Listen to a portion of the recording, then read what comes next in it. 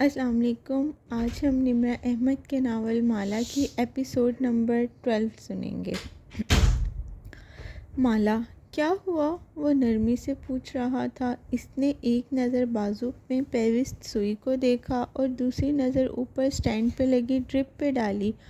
آنکھیں ابھی تک بھیگی ہوئی تھی۔ اس نے جواب نہیں دیا، بس کروٹ کے بل لیٹتے لیٹتے وہ رونے لگی، ایک دم زور زور سے۔ ماں اس کے ساتھ لیٹی ہوئی تھی، کروٹ اس کی طرف موڑے۔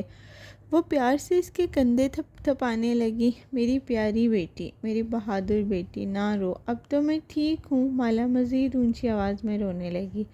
بیٹی میں ٹھیک ہوں اب۔ ماں کی بھی آنکھوں میں آنسو آ گئے۔ معید بھی یہی سمجھا کہ وہ ماں کے لیے رو رہی ہے۔ مالا، ماں ٹھیک ہیں، تم کیوں پریشان ہوتی ہو؟ مگر اس نے جواب نہیں دیا۔ وہ اونچا اونچا رونے لگی جیسے بچے روتے ہیں، اور بچے ایسے اس لیے روتے ہیں کہ وہ تکلیف کو سمجھا نہیں پاتے اور اپنے احساسات کو، جب وہ کسی سچویشن کو ڈیل نہ کر سکیں تو رونے لگ جاتے ہیں، جیسے رو کے وہ اپنے مسئلے فکس کر لیں گے اور پھر رو رو کے وہ سو جاتے ہیں، اور جب جاگتے ہیں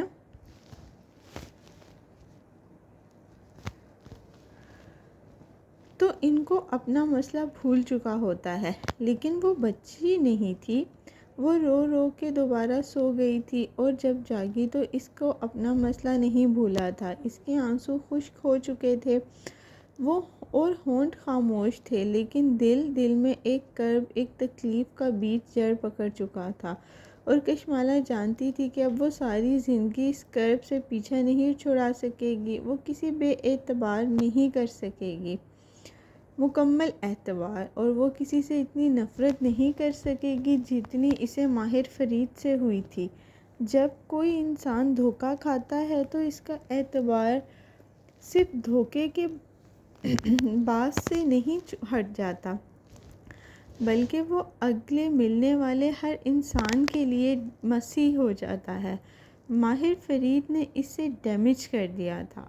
ڈاکٹر زاہد کے اسلامک سینٹر میں وہ اس روز ماہی نے ان سے وعدہ کیا تھا کہ وہ ان سے ایک طویل گفتگو کرنے دوبارہ ضرور آئے گی، لیکن وہ نہیں جا سکی۔ ڈاکٹر زاہد نے اسے جو مسنون دعاؤں اور کلمات کی کاپی تھمائی تھی، وہ اس کو اگلے چند دن پڑھنی تھی، یہاں تک کہ ماں ٹھیک ہونے لگی، اور ماں بینا کو لگا کہ اسے جادو اور جنات کے بارے میں مزید نہیں پڑھنا چاہیے، اس کو اس سب کو نظر انداز کر دینا چاہیے۔ زیادہ وہم بھی اچھا نہیں ہوتا تھا۔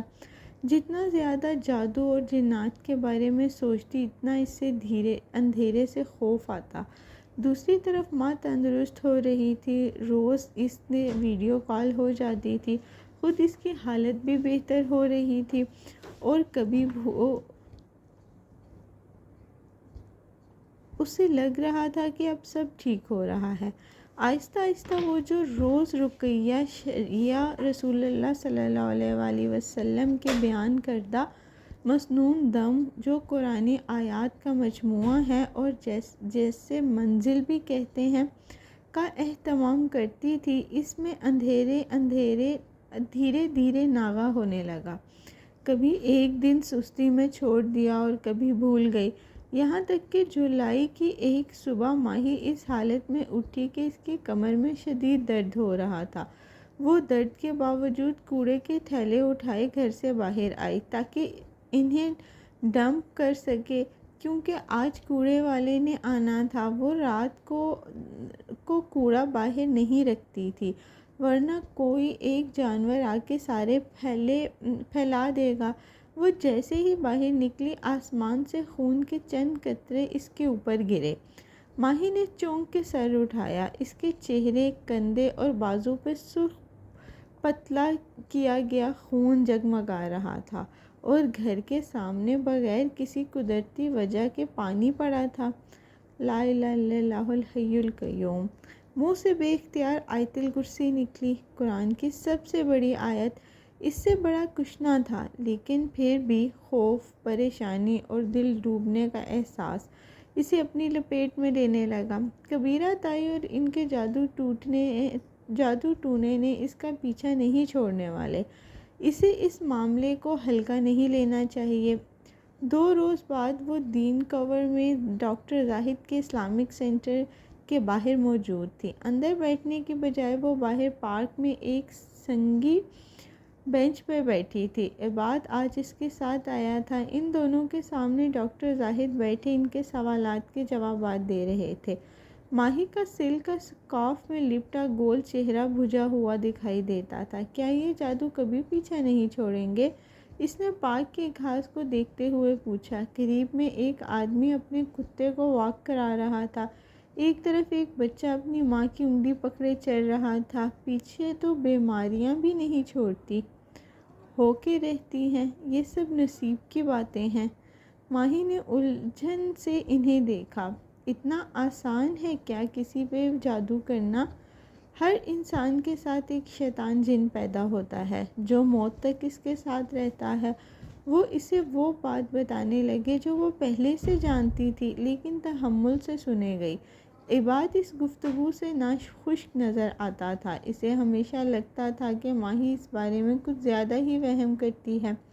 صرف رسول اللہ صلی اللہ علیہ وآلہ وسلم کے ساتھ پیدا ہونے والا شیطان مسلمان ہو گیا تھا، باقی ہم سب کے ساتھ جو شیطان موجود ہے وہ کافر ہی ہے اور آپ کے دل میں منفی خیالات ڈالتا ہے، نماز سے توجہ بھٹکاتا ہے اور وہ آپ کی ساری زندگی کی کہانی کا گواہ ہوتا ہے۔ شیخ عباد کھنگارا، یہ پہلے ہی ڈرتی ہے، آپ اسے مزید ڈرا رہے ہیں۔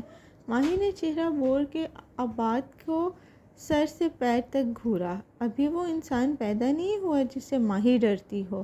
میں جنات کی بات کر رہا ہوں میڈم، عباد نے جتنا جتا کے کہا تو ماہی کی نظریں پھیر لیں۔ ان کو الگ بات ہے۔ اچھا، وہ دھیمی ہوئی۔ ڈاکٹر زاہد مسکرا دیے اور بات جاری رکھی۔ انسان کے ساتھ موجود جن انسان کو ہر وقت دیکھتا ہے۔ جب انسان لباس اتارتا ہے تو فرشتے حیا کر کے رخصت ہو جاتے ہیں، لیکن آپ کا ہمزاد جن وہیں رہتا ہے۔ اس لیے باتھ روم میں بولنا منع ہے، کیونکہ باتھ روم میں آپ کو موبائل تک نہیں استعمال کرنا چاہیے اور جلدی باہر آنا چاہیے، کیونکہ ایسی جگہوں پہ شیاطین ہوتے ہیں اور آپ کو وہاں سے دیکھتے ہیں جہاں سے آپ کو معلوم نہیں ہوتا۔ جو لوگ جتنا زیادہ وقت باتھ رومز میں گزارتے ہیں ان پہ اتنی جلدی جنات کے اثرات ہوتے ہیں، یعنی گندگی جادو کی طرف لے کر جاتی ہے۔ وہ یہ بات جانتی تھی لیکن دہرا رہی تھی۔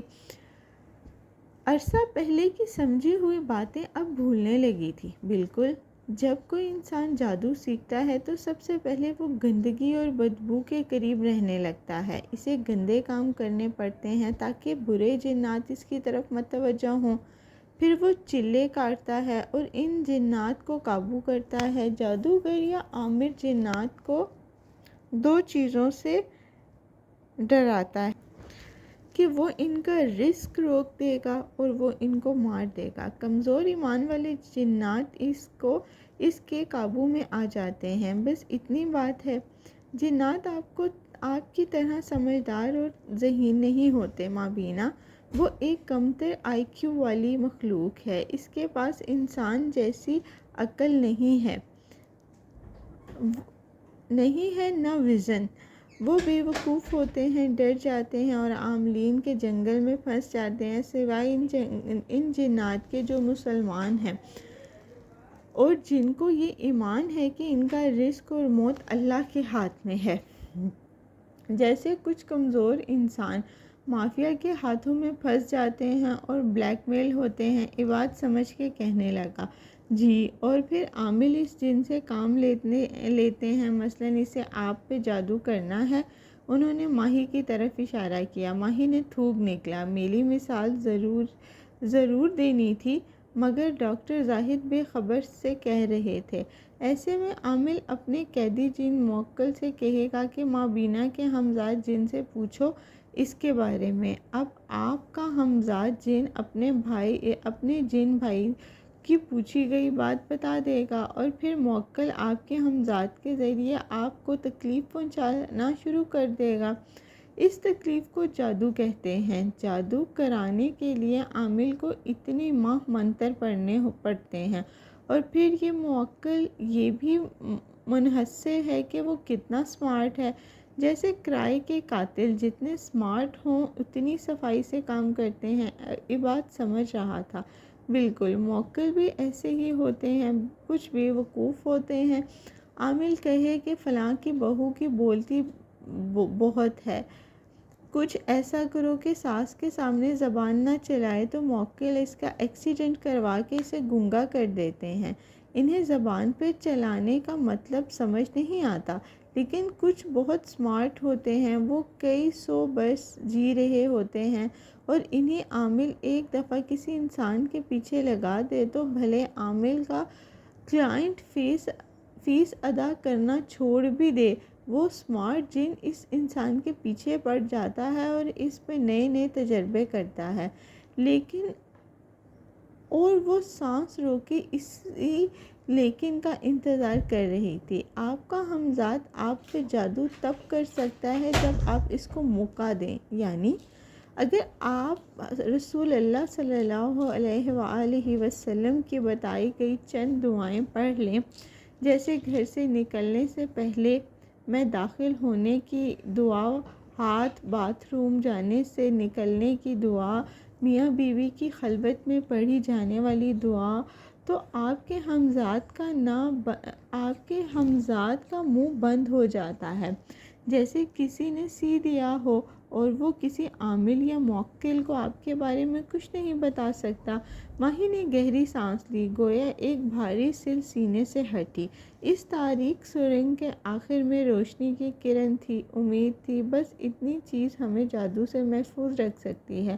یہ اتنی سی چیز نہیں ہے، یہ اہم کام ہے۔ گھر سے نکلنا، گھر میں آنا، باتھ روم سے نکلنا اور جانا، میاں بیوی کا ایک دوسرے سے ملنا، ان اہم کاموں کو کرتے وقت ہم نے اللہ کا نام لیا، یعنی اللہ کی پناہ طلب کی۔ فجر اور مغرب کے وقت آیت الکرسی پڑھ لی، صبح شام کی دعائیں پڑھ لی، رقیہ شرعیہ روز باقاعدگی سے پڑھ لی، تو سمجھیں آپ نے اللہ کی پناہ طلب کر لی۔ وہ اللہ جس نے ہاتھ میں ہر جاندار کا دل ہے، جب اس کی پناہ مانگ لی تو وہ پناہ کیوں نہیں دے گا؟ اور نظر بد وہ بھی تو لگ جاتی ہے۔ انسٹا پہ ایک تصویر پوسٹ کرو تو نظر لگ جاتی ہے۔ کیا کریں؟ اپنی نعمت کو دیکھ کر ماشاءاللہ لا قوت الا باللہ پڑھ لیا کریں، نظر نہیں لگے گی۔ میں نے کئی دفعہ ماشاءاللہ پڑھا ہے، پھر بھی لگی ہے۔ وہ مصر تھی، اسے نظر سے ہمیشہ خوف آتا تھا۔ ماشاءاللہ پڑھنے کے باوجود اگر مصیبت آتی ہے تو جان لیں وہ مصیبت آپ کے نصیب میں لکھی گئی تھی۔ اور جادو بھی ہوتا ہے، لیکن نظر سب کچھ نہیں ہے، جادو سب کچھ نہیں ہے۔ یہ چیزیں تب اثر کرتی ہیں جب اللہ اجازت دے۔ اپنا معاملہ اللہ سے درست رکھیں تو وہ ان چیزوں کو آپ پر اثر انداز ہونے کی اجازت نہیں دے گا۔ پارک میں ٹھنڈی ہوا چلنے لگی، اس میں موسم گرما کے پھلوں کی مہک بھی تھی اور امید کی خوشبو بھی۔ اور اگر ماہی نے پلکیں جھکائیں، میں دعاؤں کا ناغہ کرنے لگوں اور جادو میری زندگی میں جگہ بنانے لگے تو کیا کروں؟ ایسے میں آپ کو اپنے سے جادو اتارنا ہوگا، اس کا علاج کرنا ہوگا۔ اور جادو کا علاج کیسے ہوتا ہے؟ ماہی نے کہتے ہوئے گود میں رکھے ہاتھ کو بے اختیار اپنے معدے سے نیچے رکھا۔ اس کے ہاتھ کے پار ایک زندگی سانس لے رہی تھی۔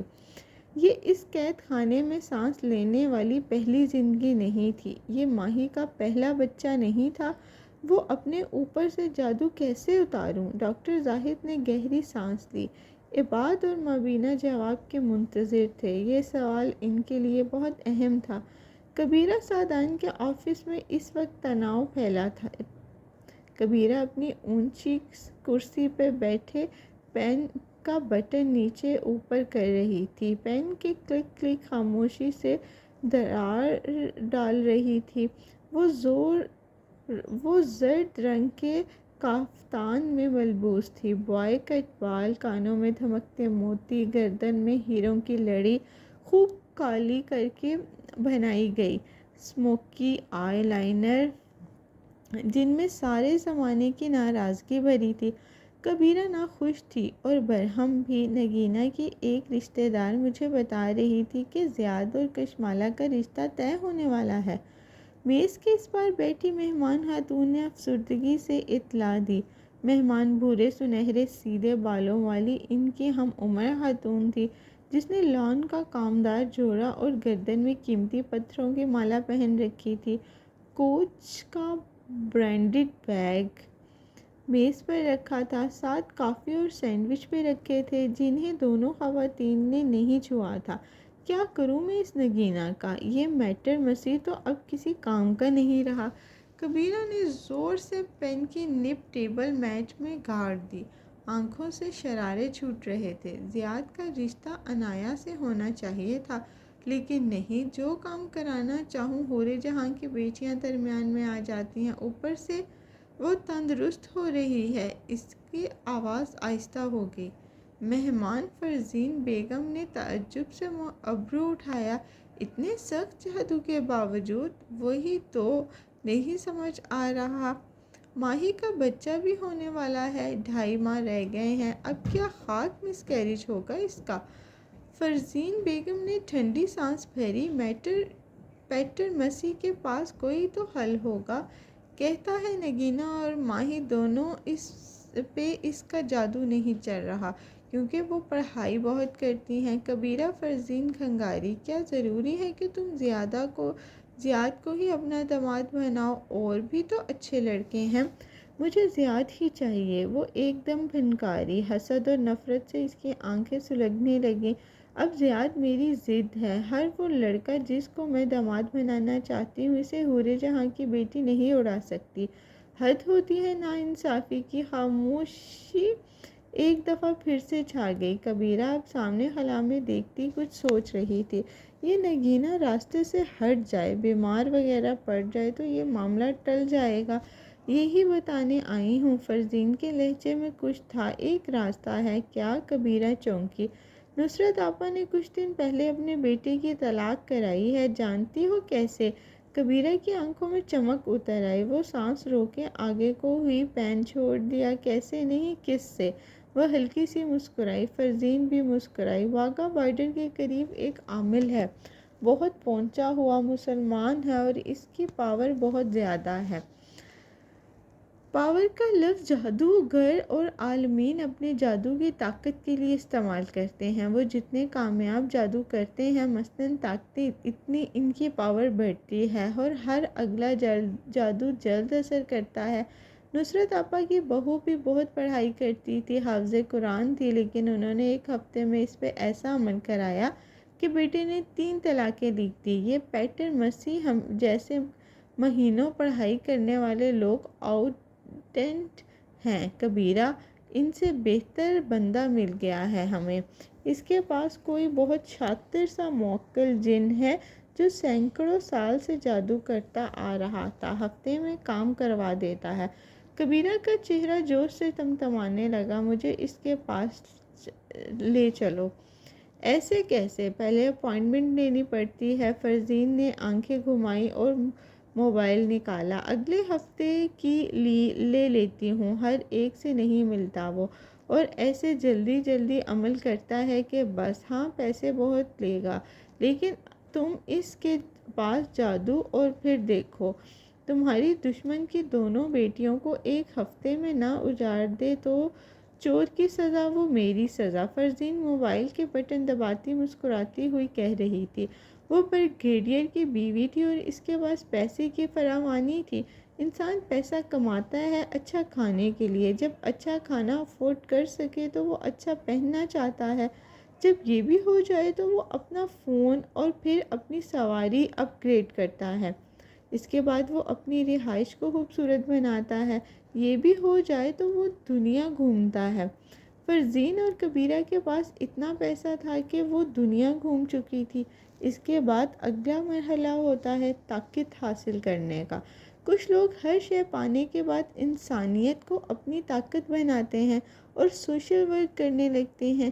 کچھ اپنی روح کو طاقت طاقتور کرنے کے لیے دین کی طرف نکل پڑتے ہیں اور کچھ طاقت کے لیے سیاست کا رخ کرتے ہیں۔ یہ جو سب نہ کرنا چاہیں وہ دوسروں کی زندگیوں کو اپنی طاقت سے کنٹرول کرنا چاہتے ہیں، اور عاملوں کا کاروبار یہی لوگ چمکاتے ہیں۔ ترابیاں سریار میں واقع ماہر فرید کے ڈپلیکس اپارٹمنٹ سے چند کلومیٹر فاصلے پر پیشکش علاقہ شروع ہوتا تھا۔ اس بیشکتاش اپنے فٹ بال کلب کے لیے دنیا بھر میں مشہور ہے، لیکن استنبول کے لوگوں میں یہ اپنے کاروباری مراکز کے لیے معروف ہے۔ یہاں صبح جلد ہوتی تھی اور رات دیر سے۔ بیشکتاش کے لیونٹ نامی علاقہ شہر کا پرطعیم بزنس ہب ہے۔ یہاں سڑک کنارے اونچی نیچی عمارتیں، شاپنگ پلازے بنے ہیں۔ ہر کارنر پہ ایک کافی شاپ ہے جہاں سے کافی کے بھرے ہوئے کپ لیے بغیر لوگ اپنے کام کی طرف رخ نہیں کرتے۔ اس صبح بھی بہت سے لوگ بھاپ اٹھتی کافی پکڑے شام سے نکل رہے تھے۔ شبنم بھی ان میں سے ایک تھی۔ شبنم دبلی پتلی سی پستہ قد لڑکی تھی، بال کس کے جوڑے میں باندھے تھے اور آنکھوں میں بڑا سا چشمہ لگا تھا۔ کافی کپ لیے وہ شاپ سے نکلی اور سڑک پار کرنے لگی۔ اس نے سیاہ بلیک ہیلز پہن رکھی تھی اور کندھوں پہ بیگ پیک تھا۔ سڑک پار کر کے وہ ایک گھنے درختوں سے ڈھکی اسٹریٹ کی طرف چل دی۔ مین روڈ پہ بنے کاروباری مراکز پیچھے رہ گئے۔ یہ قدرے پرسکون علاقہ تھا۔ یہاں گھنے درخت تھے، اونچی چار دیواریوں میں بنے ولاز۔ یہ بظاہر رہائشی کالونی لگتی تھی، لیکن دراصل یہ سب کاروباری مراکز تھے۔ ان کے مالکان نے کمرشل آفس لینے کی بجائے خاموش اور پرائیویٹ لاز کو ترجیح دی تھی۔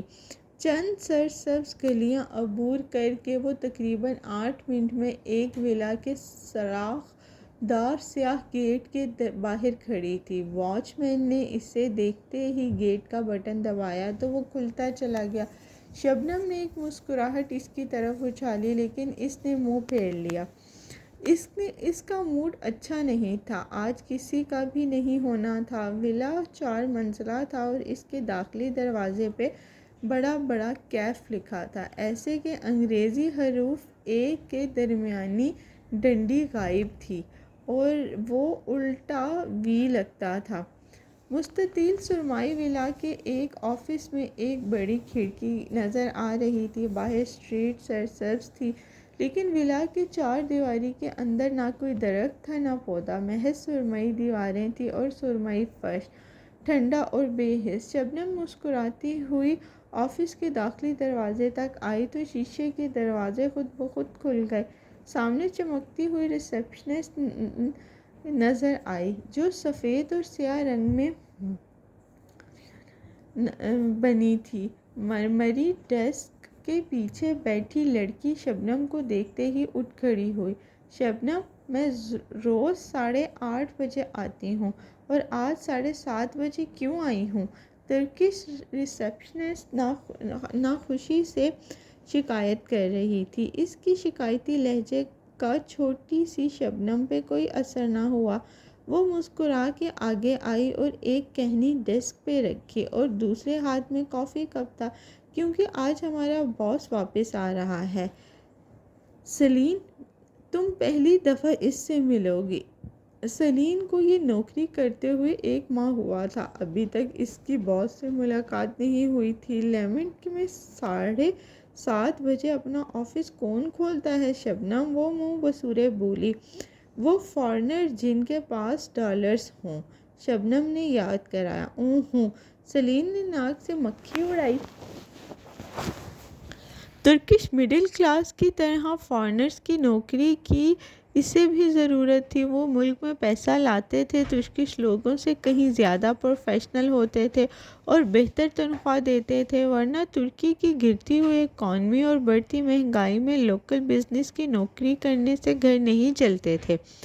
تم بہت خوش نظر آ رہی ہو۔ سیلین نے مشکوک نظروں سے شبنم کو دیکھا، حالانکہ باقی سب چڑچڑے اور ناخوش لگ رہے ہیں کیونکہ ماہر بھائی کے آنے کے بعد سب کی زندگیاں اجیرن ہو جاتی ہیں۔ شبنم نے اینک کے پیچھے سے آنکھیں گھمائیں، لبوں پہ مسکراہٹ تھی۔ وہ دونوں ریسیپشنسٹ ڈیسک پہ سر ایک دوسرے کی طرف جھکائے کھڑی سرگوشیوں میں بات کر رہی تھی۔ ماہر اس شرکت کمپنی کا فاؤنڈنگ پارٹنر ہے نا؟ ہاں، وہ چیف آف دی ڈیزائن ہے، یعنی ڈیزائن پارٹنر، اور اس کی کزن زانیہ کمپنی کی مینیجنگ پارٹنر ہیں۔ وہ بزنس سائٹ کو دیکھتی ہیں اور ماہر ڈیزائن کو۔ وہ اپنے باس کا ذکر بہت فخر سے کرتی تھی۔ میں نے سنا ہے اس کے پاس بہت پیسہ ہے، پھر اس نے لندن چھوڑ کے اس ملک میں کمپنی کیوں بنائی؟ سیلین نے آنکھیں گھما کے اطراف میں دیکھا، مسلسل ڈوب رہی ہے۔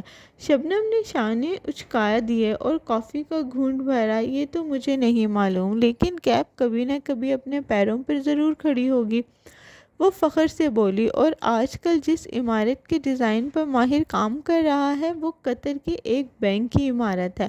اگر ہمیں یہ پروجیکٹ مل گیا تو دیکھنا کیف اٹھ جائے گا۔ لیکن باس تو 3 مہینے سے آفس میں نہیں تھے، وہ کام کیسے کر رہے؟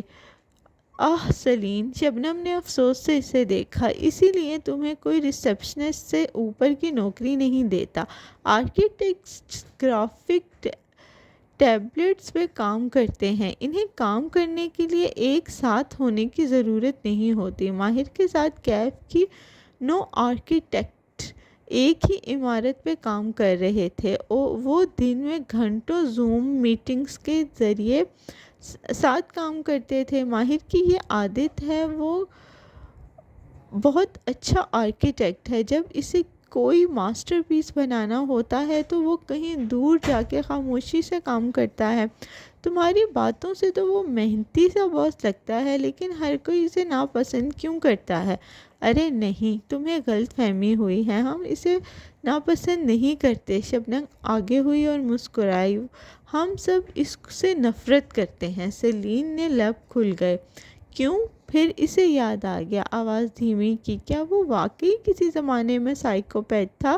میں نے اسٹاف سے سنا ہے۔ شبنم نے مسکراہٹ غائب ہوئی۔ اس نے زور سے خالی کپ ڈسٹ بن کی طرف اچھالا، پھر آگے جھکی اور اینک کے پیچھے سے سیلین کو گھورا۔ سیلین گڑبڑا گئی، میں مذاق کر رہی ہوں، ہمارا وہ سائیکوپیتھ تھا نہیں، وہ ابھی تک سائیکوپیتھ ہے۔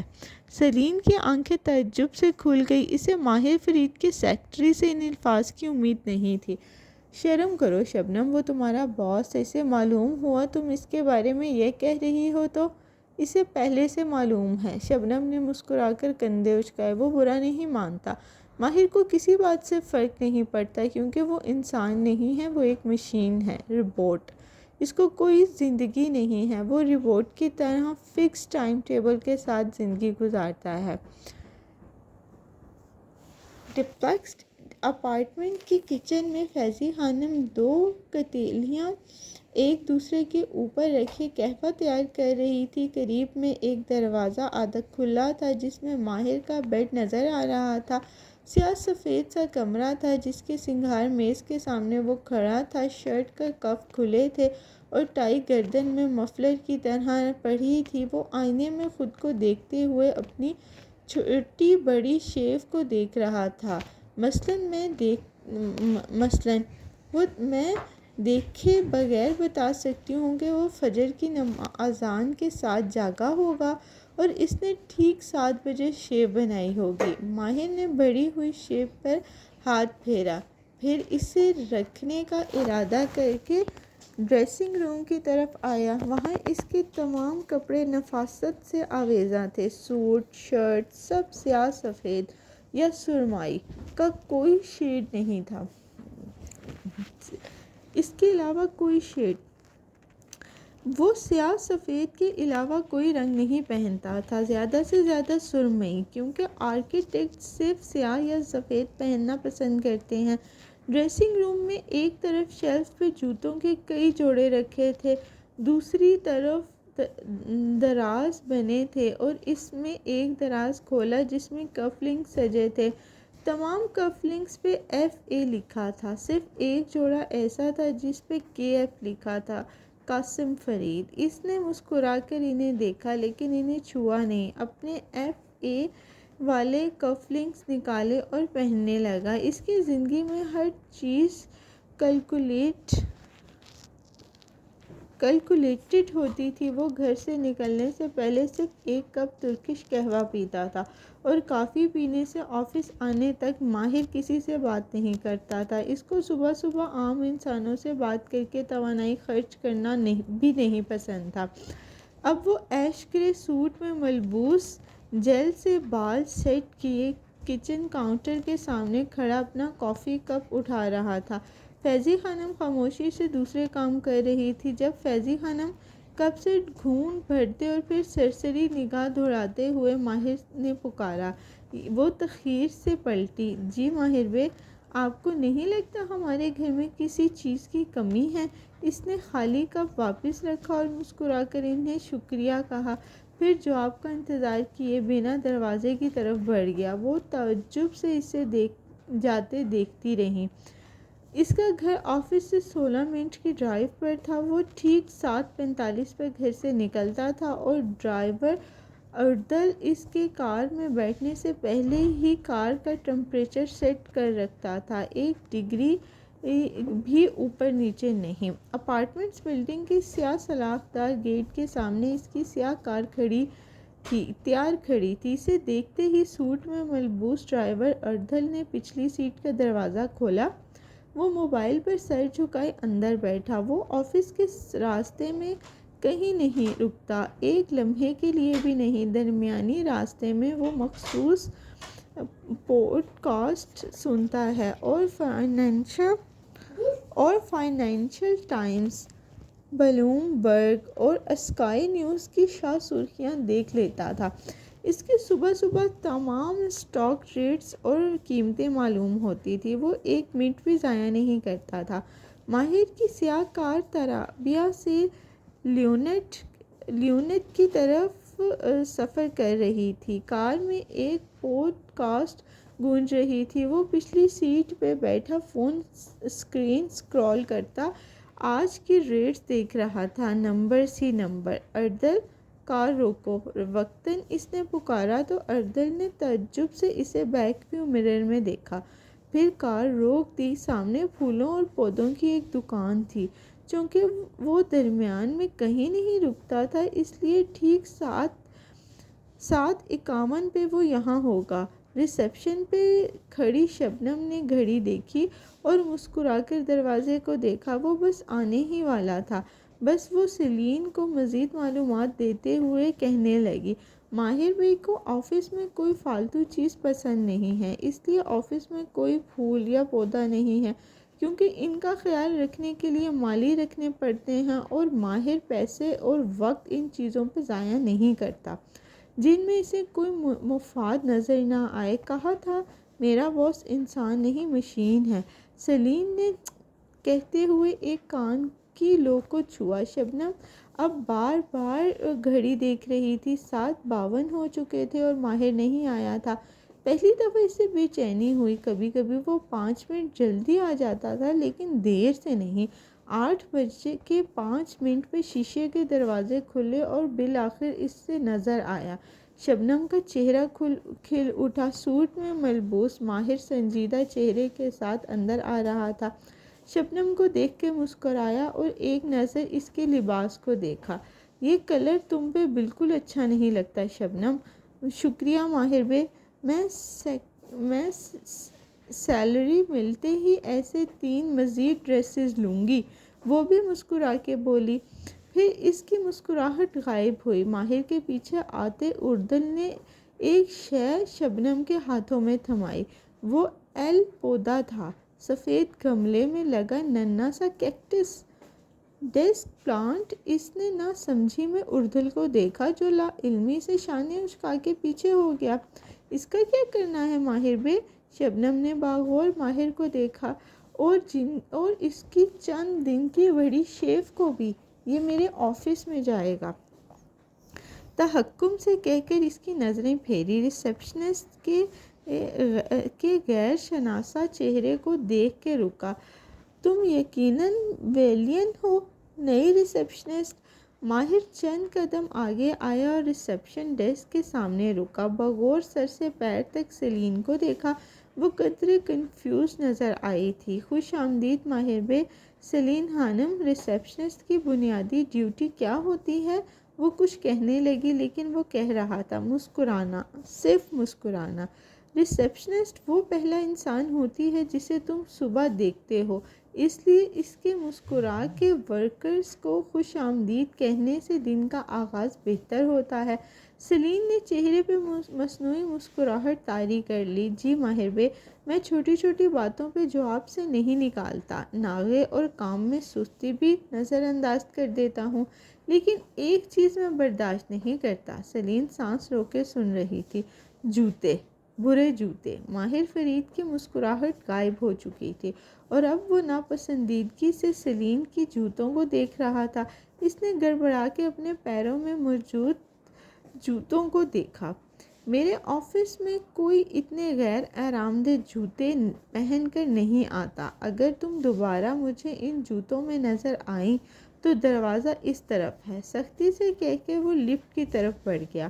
عام حالات میں شبنم مسکراتی، لیکن فی الحال ہاتھ میں پکڑے ننھے سے پودے نے اسے لاجواب کر دیا تھا۔ یہ کیا ہو گیا تھا ماہر کو؟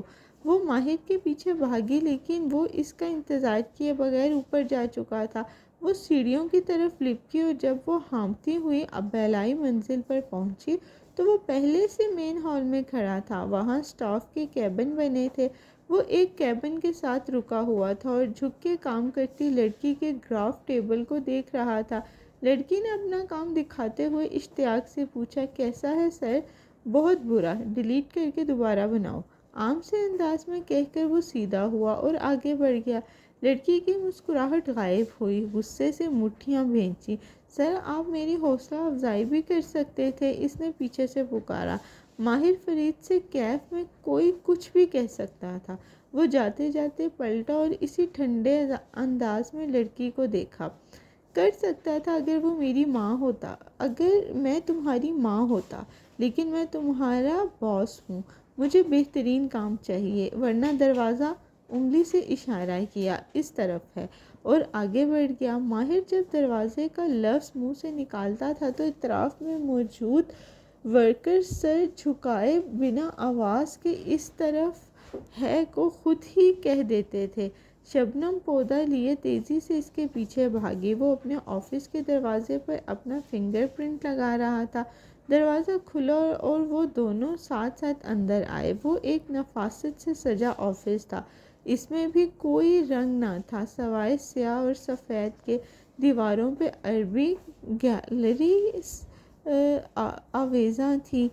کرسیوں کی پشت پہ کیف کا لفظ گندا تھا۔ ایک دیوار گیر کھڑکی تھی جس میں کیف نے سرمئی چار دیواری نظر آئی تھی۔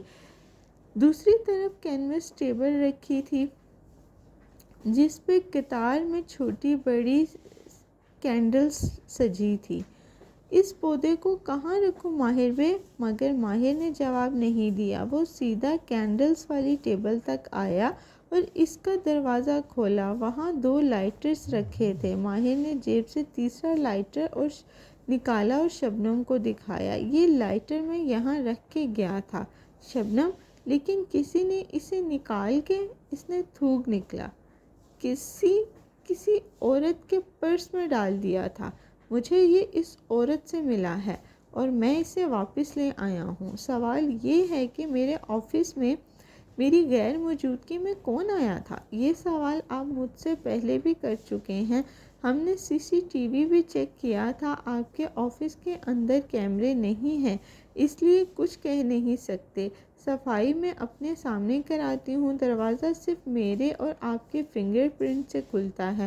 مجھے نہیں معلوم یہ کیسے ہوا، شبنم نے سنجیدگی سے کہتے ہوئے پودا کھڑکی میں رکھ دیا۔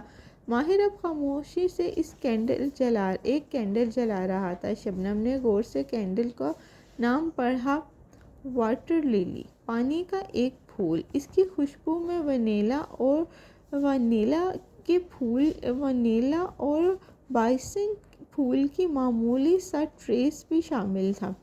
وہ ماہر کے موڈ کو اس کی جلائی گئی موم بتیوں سے پہچان لیتی تھی۔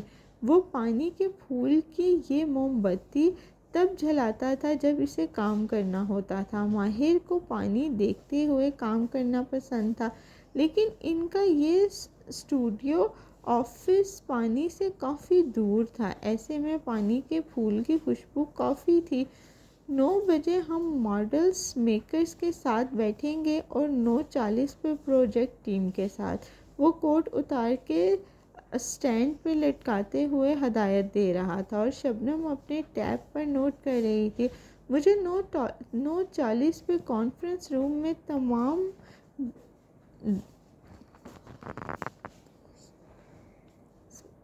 مجھے سب کچھ اپنے کانفرنس روم میں چاہیے، floor plan, site plan, section, elevation, سب کچھ۔ مجھے آج یہ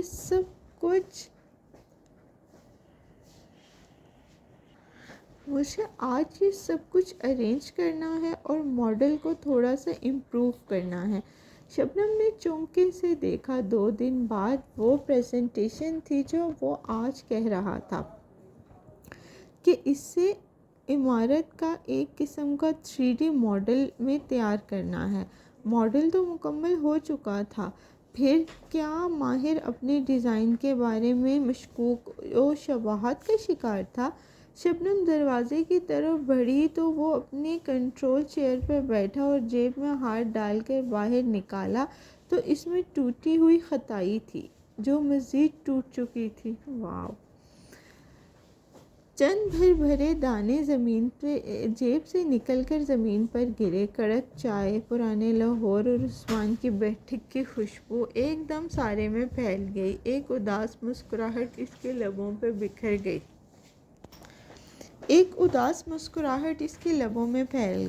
اس نے دروازہ کھولا اور خطائی اندر رکھ دی۔ شبنم نے دروازہ بند کرنے سے پہلے ہی باہر سے آتی زرینہ نے دروازہ تھام لیا۔ ماہر نے چونک کر سر اٹھایا اور ایک دم تیزی سے دروازہ بند کیا۔ اندر آتی زرینہ نے اس کا دروازہ بند کرنا نوٹس کیا تھا، لیکن نظر انداز کر کے آگے آئی اور مسکرا کر اس کے سامنے کرسی کھینچی۔ وہ سفید بنا آستین کے ڈریس میں ملبوس تھی۔ پیروں میں سفید لانگ بوٹس تھے اور جو گھٹنوں سے ذرا نیچے تک آتے تھے۔ گردن میں لمبی چھوٹی بہت سی سنہری زنجیریں پہن رکھی تھی۔ بلدار بال دونوں کندھوں سے بلو ڈرائی کر کے سیٹ کیے گئے تھے۔ ہم نے تمہیں بہت مس کیا ماہر۔ وہ سامنے بیٹھی اور لانگ بوٹس والی ٹانگیں ایک دوسرے کے اوپر چڑھا دی۔ جانتا ہوں۔ ماہر نے باکس سے ٹشو کھینچا اور جھک کے زمین سے چند ذرے صاف کیے، پھر ٹشو پیپر بن میں پھینکتے ہوئے سیدھا ہوا۔ زرینہ نے غور سے اس کی حالت کو دیکھا۔ لاہور میں تمہارے جیسی صفائی اور نفاست پسند آدمی نے کیسے گزارا کیا ہوگا؟ ماہر نے کہنیاں میز پر رکھی اور سنجیدگی سے زرینہ کو دیکھا۔ مجبور آدمی کہیں بھی گزارا کر سکتا ہے زارا، چاہے وہ لاہور ہو یا ذہنی امراض کا انسٹیٹیوٹ۔ کہتے ہوئے اس نے ایک نظر اپنی میز پہ ڈالی۔ میز کے کونے پر ایک فریم الٹا رکھا تھا۔ اس فریم کو سیدھا کرنے کی اجازت کسی کو نہ تھی۔ زرینہ نے ان کی نظروں کا تعاقب کیا۔ تو کیا تمہیں کچھ ملا؟ ماہر نے نفی میں سر ہلا دیا۔ اس کا چہرہ سپاٹ تھا۔ جو معلومات میں تمہیں بابا سے چھپا کے دی تھی کبیرہ سعدان کی وہ کام آئیں؟ وہ نرمی سے پوچھ رہی تھی۔ اوہو! ماہر نے نفی میں سر ہلا دیا۔ زرینہ نے غور سے اسے دیکھا، آنکھیں چھوٹی کی۔ وہ کھڑکی میں رکھے کیکٹس کے پودے کو دیکھ رہا تھا۔ گزشتہ 1 ماہ سے وہ اس سے ایسا ہی کٹا کٹا سا تھا، چپ، بجھا ہوا۔ کیا تم واقعی بابا کے کہنے پر لندن واپس چلے جاؤ گے؟ میں نے ان سے وعدہ کیا ہے زارا، اور میں اپنی زبان سے نہیں پھرتا۔ وہ اس کی طرف دیکھے بنا اپنا سسٹم آن کر رہا تھا۔ کچھ تھا ماہر فرید میں جو بدل گیا تھا۔ کیا یہ اس کی بڑی شیپ تھی یا اس کی گردن گھما کے کھڑکی میں رکھا پودا دیکھا؟ تمہیں پودوں کا شوق کہاں سے ہوا؟ زارا، مجھے 9 بجے کی میٹنگ سے پہلے کچھ PIZ دیکھنے ہیں پلیز، دروازے کی طرف اشارہ کیا۔ شور، تم کام کرو۔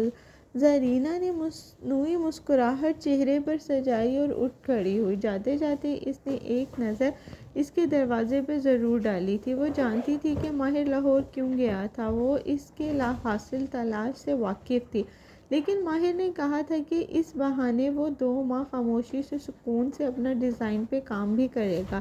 وہ ماہر کو جانتی تھی، وہ جہاں بھی جاتا تھا صرف کام کرتا تھا، لیکن لاہور میں کچھ ہوا تھا، کچھ ایسا جس نے اسے زارین اپنی بہترین دوست سے بھی دور کر دیا تھا۔ وہ جب سے ماہر فرید کے اپارٹمنٹ سے آئی تھی اس سے چپ لگ گئی تھی۔ وہ کیف جو پہلے اپنا لگتا تھا، ایک اسٹرگل کرنا انٹرپرونیئر، اس کا وجود ہی نہیں تھا۔ وہ سر سے پیر تک جھوٹ کا مجسمہ تھا، دھوکہ، فریب۔ وہ اس وقت اپنے اسٹوڈیو میں زمین پر بیٹھی تھی، موبائل پہ ماہی کی ویڈیو کال میں لائیو وہ ایک خالی کینوس سامنے رکھے ہوئے تھی، آنکھوں سے آنسو بہہ رہے تھے۔ کتنا کوئی کم بخت نکلا کیف۔ ماہی نے جیسے ہی سنا اس کا مارے شوق کے منہ کھل گیا۔ اسے شدید غصہ چڑھنے لگا۔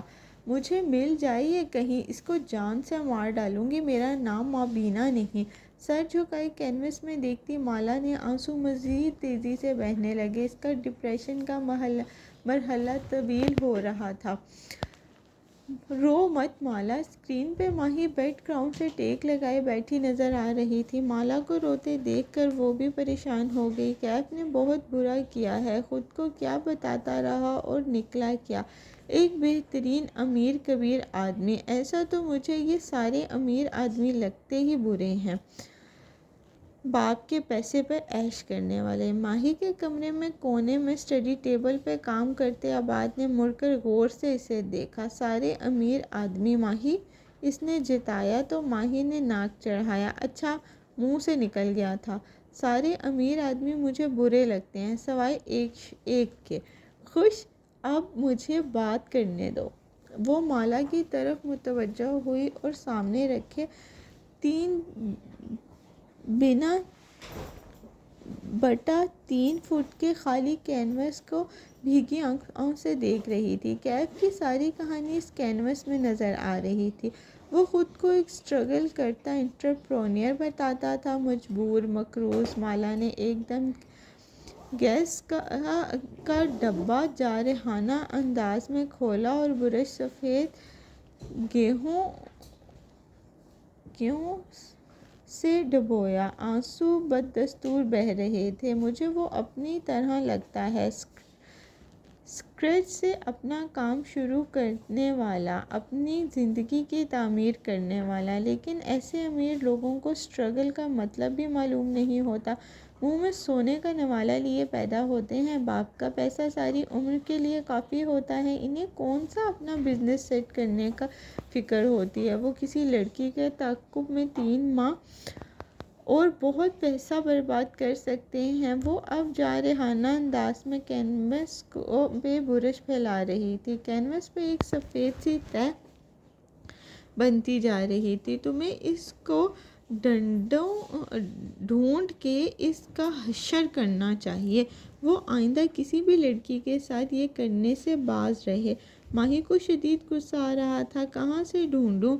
وہ استنبول واپس چلا گیا ہے، اس کے پیچھے تو نہیں جا سکتی نا۔ میں تو کہتی ہوں انسٹا پہ اسے ڈھونڈتے ہیں اور اس کے بھائی کو بھی، اور اس کو میسج کرتے ہیں کہ ماہی، اس نے سختی سے روکا، ہمیں ان سے دور رہنا ہے، وہ خطرناک لوگ ہیں، اسلحہ استعمال کرنے والے۔ کیف جمال نے بتایا تھا اس کے بارے میں؟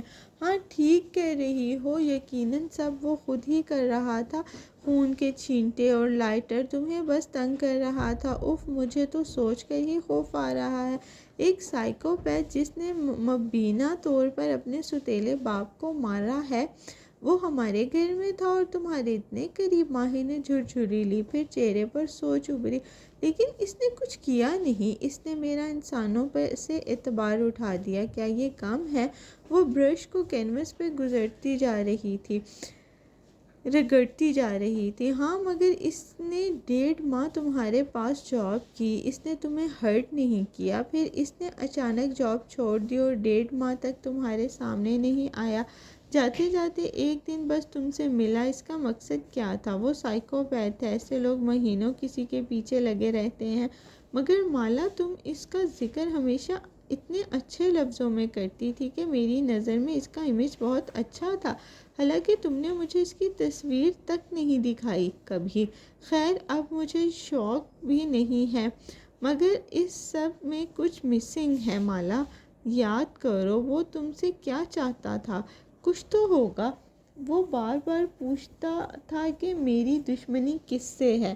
وہ اب غائب دماغی سے گیسو کی ایک اور طے کینوس پینٹ پہ کر رہی تھی۔ کبیرہ تائی کے بارے میں بھی پوچھتا تھا، بقول کیف جمال اسے مجھ سے کوئی انفارمیشن چاہیے تھی اور وہ مجھے نقصان بھی پہنچانا چاہتا تھا۔ کیا یہ کیف جمال سچ بول رہا ہے؟ یہ ہو ہی نہیں سکتا کہ اس نے پیسے نہ لیے ہوں۔ ماہی کا ازلی مشکوک لہجہ ادو اود کر آ گیا۔ مالا نے ہاتھ روک کے چہرہ اٹھایا، اس کی آنکھوں سے برہمی اٹھی۔ مجھے ماہر فرید کے مقابلے میں کسی پہ بھی اعتبار کرنا پڑے تو میں کر لوں گی۔ مالا، اب تم منطق کے خلاف جا رہی ہو۔ تم لوگوں کو بلیک اینڈ وائٹ دیکھتی ہو، یا اچھے یا بہت برے۔ مجھے لگتا ہے اپنے غصے کو تم اس ساری کہانی میں کچھ مس کر رہی ہو۔ مالا نے زور سے برش زمین پر رکھا، سفید چھینٹے اڑ کر اس کے کپڑوں کے چہرے پر بھی گرے۔ میرے ساتھ اس نے اتنا غلط کیا اور تم مجھے الزام دے رہی ہو؟ میں صرف اتنا کہہ رہی ہوں، جس آدمی کا ذکر تم اتنے اچھے الفاظ میں کرتی تھی، یہ کیسے ہو سکتا ہے کہ اس نے اتنی برائیاں ہوں اور تم شک بھی نہ کیا ہو؟ اس نے کسی وجہ سے تمہیں ٹارگٹ یو نو وٹ ماہی، تمہارا ہمیشہ سے یہی مسئلہ رہا ہے، تمہیں ہر ایک سے زیادہ عقل مند بننے کا شوق ہوتا ہے۔ ماہی سب جانتی ہے۔ ماہی کے اندازے کبھی غلط نہیں ہوتے۔ وہ غصے سے کہہ رہی تھی، تم صرف مجھے غلط ثابت کرنے کے لیے بات کو دوسرے اینگل سے دیکھ رہی ہو۔ اس آدمی نے مجھے اتنا بڑا دھوکہ دیا اور تم چاہتی ہو کہ میں اس سے نفرت بھی نہ کروں۔ ماہی بھی اتنی ہی پٹھان تھی جتنی کہ مالا، اس کی بھی تیوری چڑھ گئی۔ تم نے مالا کبھی زندگی میں میرا مشورہ مانا ہو تو پھر بات کرو۔ میں نے زہیر کے بارے میں کیا کہا تھا؟ یاد کرو، تم سے بات کرنا ہی فضول ہے۔ ہاں، تم رہو اپنی دنیا میں۔ دونوں طرف سے غصے سے فون ایک ساتھ بند کیا۔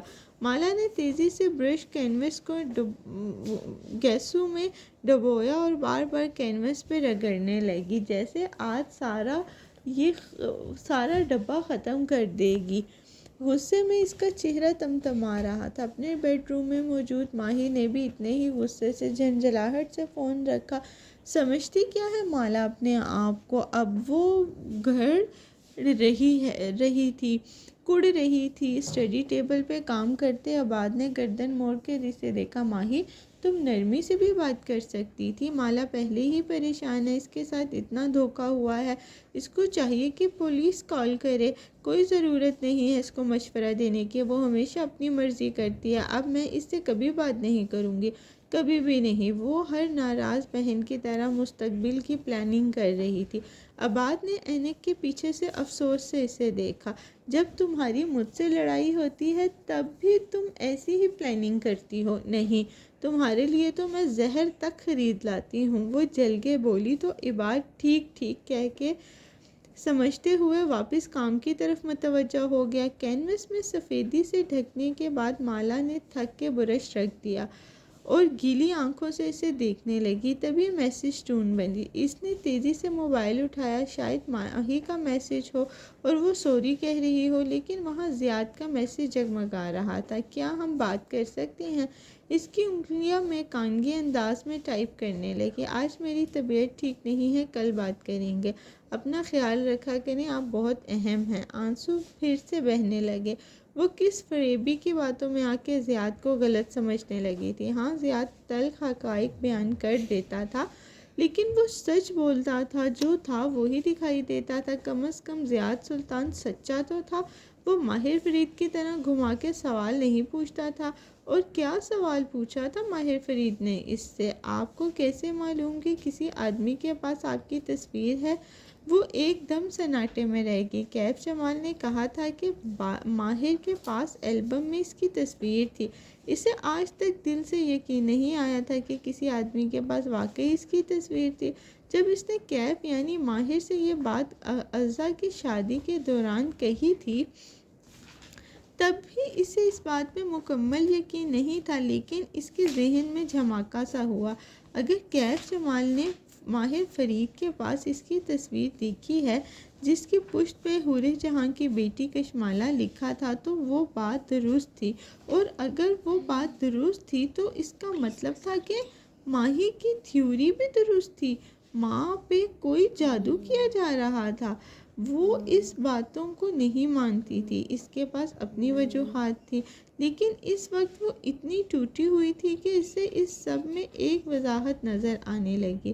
ایک خوف سا محسوس ہونے لگا، کسی اندیکھی طاقت سے، کسی غیر مرئی مخلوق سے، وہ جو وہاں سے اسے چھپ کے دیکھ سکتی تھی جہاں سے وہ اس کو نہیں دیکھ سکتی تھی۔ کیا وہ مخلوق اس کے خاندان کے پیچھے لگ چکی تھی؟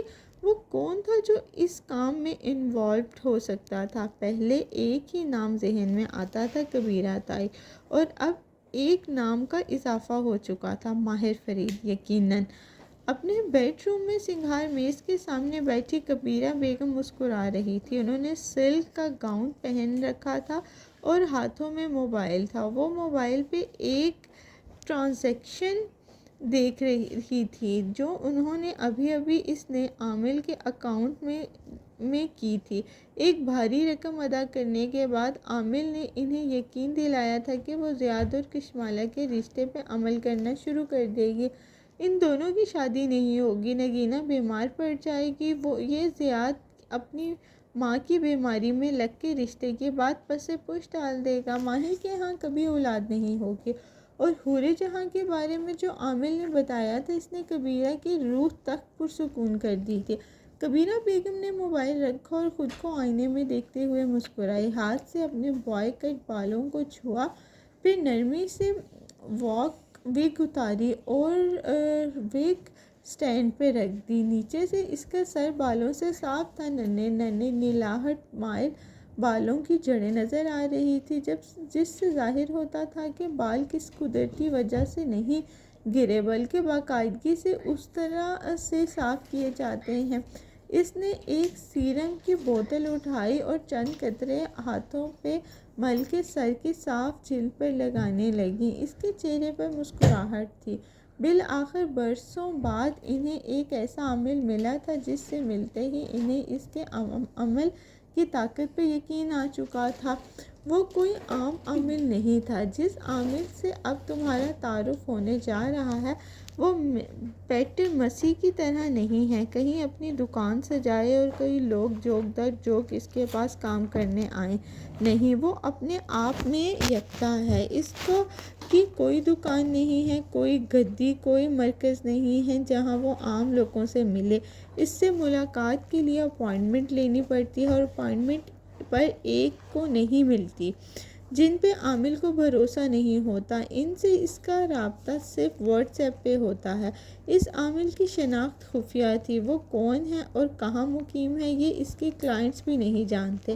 وہ سب اس کو سرکار کہہ کر مخاطب کرتے تھے۔ عمل اور سحر کی اس دنیا میں اس کا کوئی دوسرا نام نہ تھا۔ اس وقت تم سرکار کی ایک نیم تاریک کمرے میں دیکھ سکتے ہو، یہ اس کے عمل کا کمرہ ہے۔ یہاں روشنی کم تھی اور گرمی کے باوجود ٹھنڈ تھی۔ کمرے کے وسط میں عامل نے زمین پر چوکڑی مار رکھی تھی، اس کا لباس گدلا اور بدبودار تھا، سر پہ اس نے نارنجی رومال باندھ کے پیچھے گرہ لگا رکھی تھی اور اس رومال سے الجھے سفید بال نکل رہے تھے۔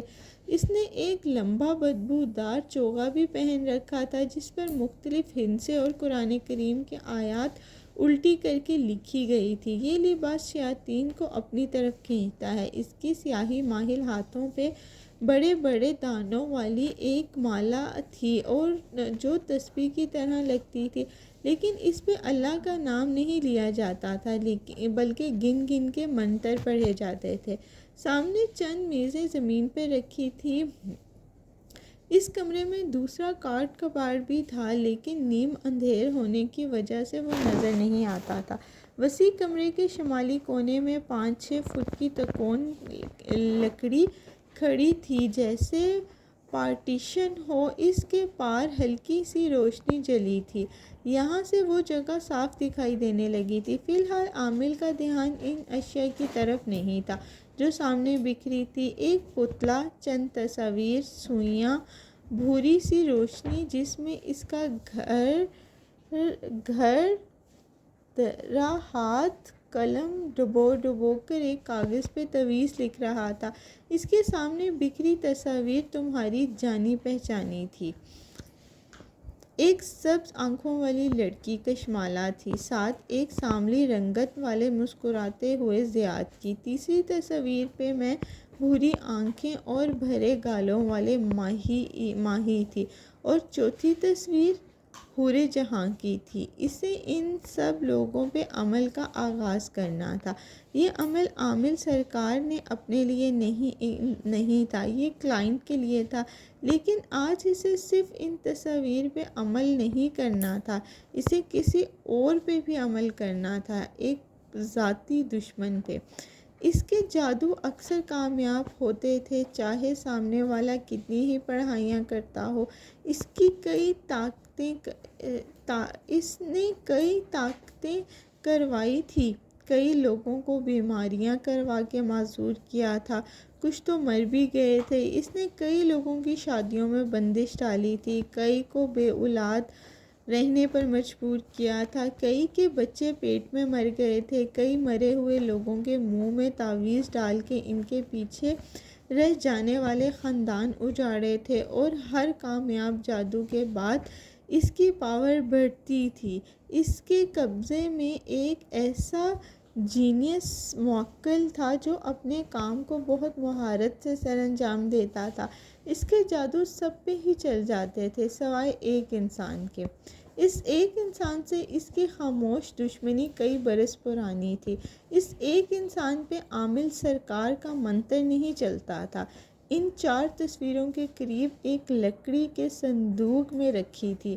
عامل سرکار نے آہستہ سے اس کا ڈھکن کھولا اور اندر موجود کاغذوں کو الٹ پلٹ کیا، یہاں تک کہ ان کے ہاتھوں میں ایک تصویر ٹکرائی۔ اس کی تصویر نکالی اور اسے اپنے چہرے کے قریب کیا۔ یہ وہی انسان تھا، اس کا پرانا دشمن۔ تصویر میں ایک نوجوان مسکرا رہا تھا، مسکرانے سے اس کے گال میں گڑھا پڑتا تھا۔ اس کی آنکھیں ہلکی بھوری تھی اور بال جیل سے پیچھے کیے ہوئے تھے۔ عامل نے تصویر کو پلٹا تو پیچھے لکھا نظر آیا، رابیل اور قاسم کا بیٹا ماہر۔ اس کی نحوست زدہ چہرے پر مسکراہٹ ابھر آئی۔ بہت وقت ہو گیا ہم نے تمہاری تصویر نہیں نکالی ماہر فرید۔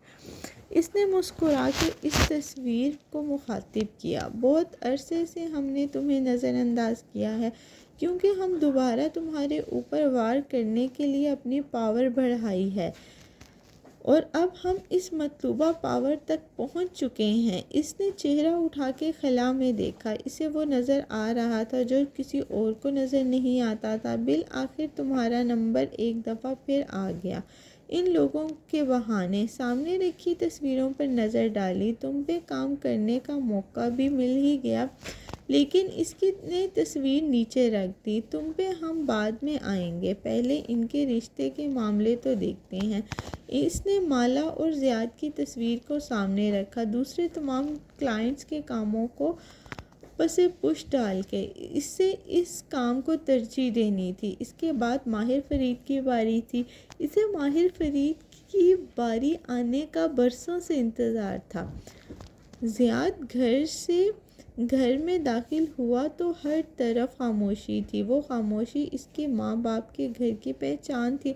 وہ متلاشی نظروں سے ادھر ادھر دیکھتا اندر آیا۔ سامنے لیونگ روم بنا تھا جس کی بتیاں مدھم تھیں اور اس میں ایک طرف آرام دہ کرسی پر سلطان صاحب بیٹھے تھے، سادہ ٹراؤزر شرٹ میں ملبوس، اور اخبار چہرے کے سامنے پھیلائے ہوئے تھے۔ آہٹ پہ اخبار کا نام موڑ کر چہرہ نظر آیا، اینک کے اوپر سے جھانک کے غور سے اسے دیکھا۔ ان کا اکلوتا بیٹا ان کے سامنے کھڑا تھا، سیاہ پینٹ پہ نیلی پولو شرٹ پہنے، جیبوں میں ہاتھ ڈالے، کلین شیو، دراز قد۔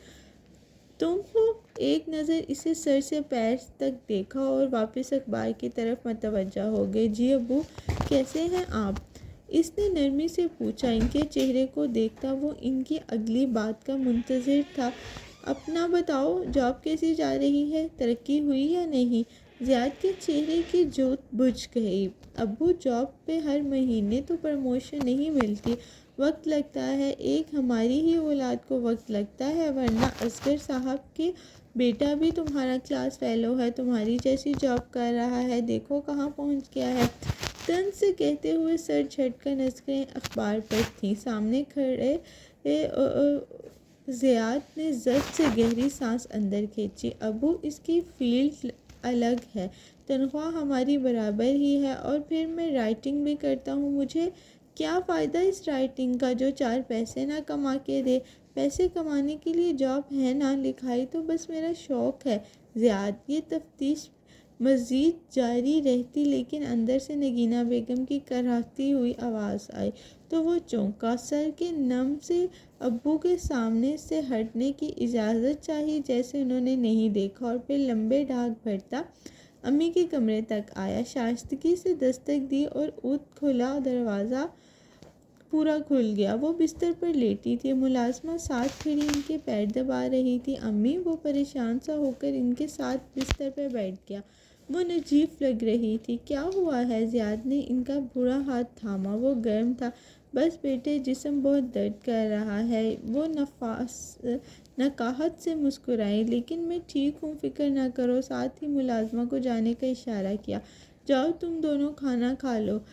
بنگالی ملازمہ عورت سر ہلا کر اٹھ گئی۔ زیاد نے اس کے جانے کا انتظار کیا، اور جب دروازہ بند کر کے چلی گئی وہ ان کی طرف گھوما۔ اس کے چہرے پہ بھی بے بسی اور بھرا غصہ تھا۔ ابو کو آپ کو کیوں کوئی فکر نہیں ہے؟ آپ بیمار ہیں اور کسی نے مجھے نہیں بتایا۔ بیٹے، تمہارے ابو کو پہلے کب فکر ہوئی ہے تم ہماری؟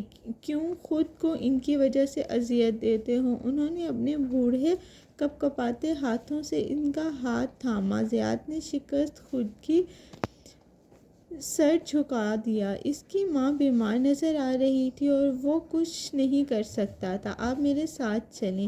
نہیں بیٹے، میرا اپارٹمنٹس میں دم گھٹتا ہے، یہ اچھا بھلا گھر چھوڑ کے کیسے چلی جاؤں؟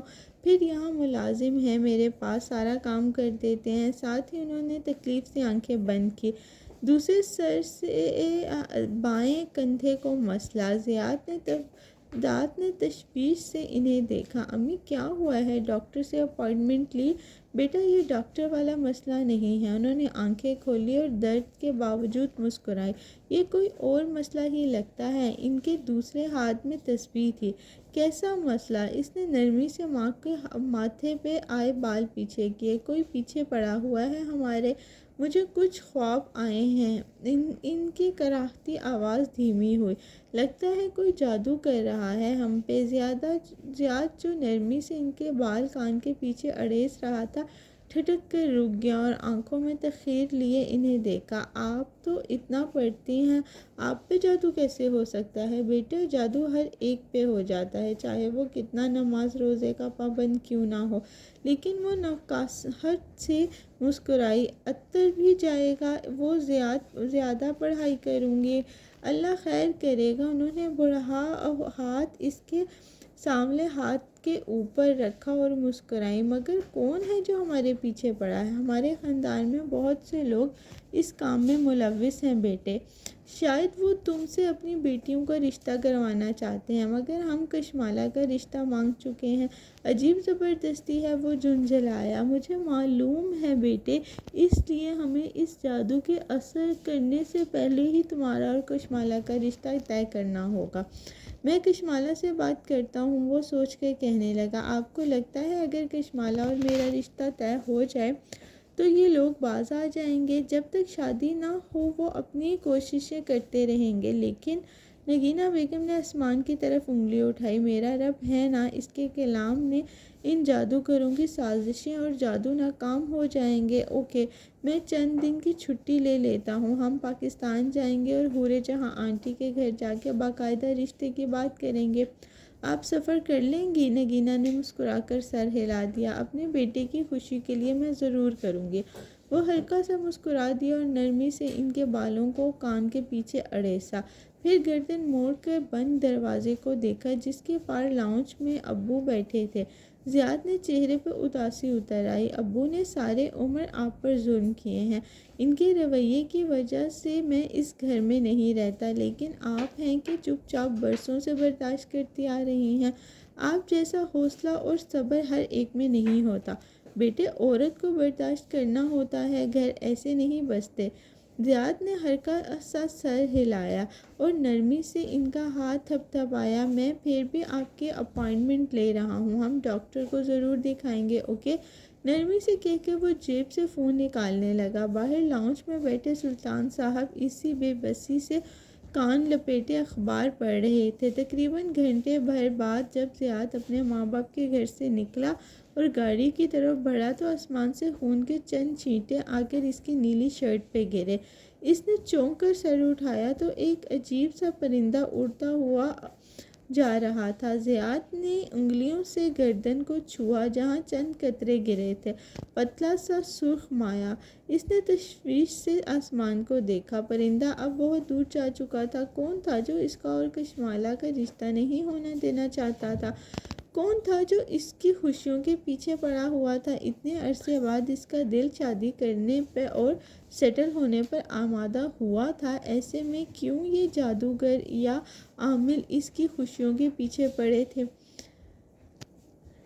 دن کی روشنی میں اونچی کھڑکیوں سے اندر آتی اس کے سارے آفس کو منور کیے ہوئے تھی۔ وہ پین کے گرافس ٹیبلز کے اسکرین پر لکیریں کھینچ رہا تھا۔ کوٹ پیچھے سٹینڈ پر لٹکا تھا اور سفید شرٹ کے کف موڑے ہوئے تھے۔